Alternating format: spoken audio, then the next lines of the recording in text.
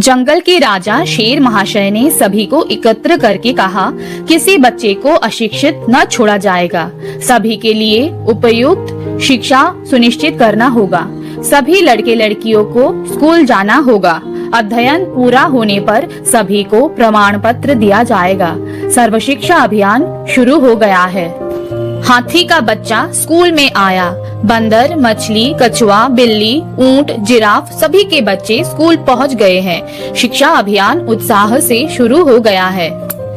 First unit test का result देने के बाद हाथी अपने बच्चा हाथी से पूछता है, तुम किस विषय में फेल हो गए हो? बच्चा हाथी जवाब देता है, पेड़ पर चढ़ना विषय पर फेल हो गया है।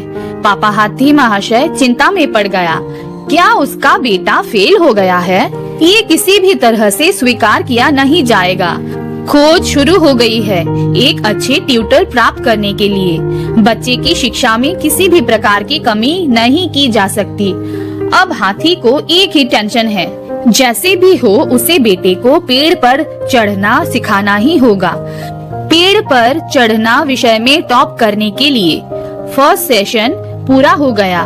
अंतिम परिणाम घोषित हो गया है। देखा गया है हाथी, ऊंट, जिराफ, मछली सभी के बच्चे फेल हो गए। बंदर के बच्चे टॉप कर गए हैं। स्टेज पर विभिन्न अतिथियों को आमंत्रित करके एक विशाल प्रदर्शन आयोजित किया गया है।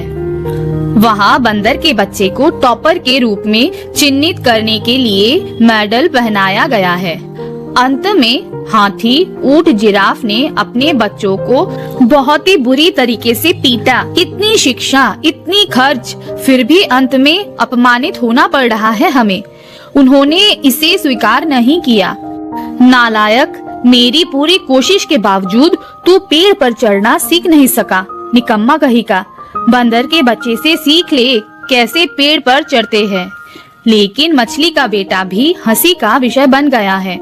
वो तैरने के विषय को छोड़कर हर विषय में फेल हो जाता है। प्रिंसिपल सर कहते हैं, तुम्हारे बच्चे को अटेंडेंस की समस्या है। वो 5 मिनट से अधिक समय तक क्लास में नहीं रह सकता। मछली अपने ही बच्चे के प्रति क्रोधित मुड़ जाती है। बच्चा कहता है, माँ मुझे सांस नहीं आ रही। माँ मुझे बहुत तकलीफ हो रही है, बहुत दर्द हो रहा है मुझे। क्या आप मेरे लिए पानी में एक स्कूल नहीं ढूंढ सकते? मछली जवाब देती है, चुप कर नालायक।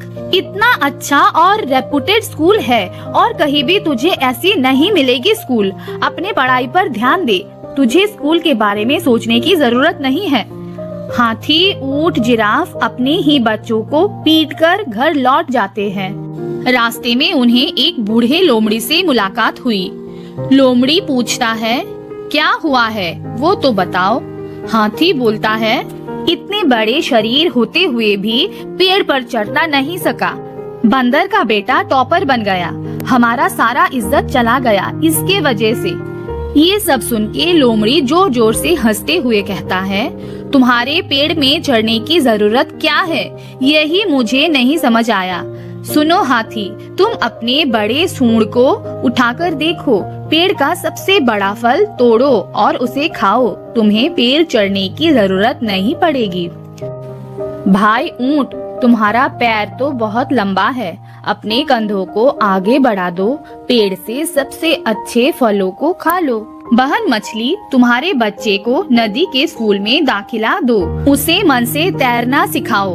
देखो, एक दिन तुम्हारा बेटा नदी को पार करके समुद्र में किनारा देगा। 7 समुद्र को लांघकर तुम्हारा नाम उज्जवल करेगा। उसे कभी भी राजा के स्कूल में पढ़ाई नहीं करनी चाहिए, वो मर जाएगा।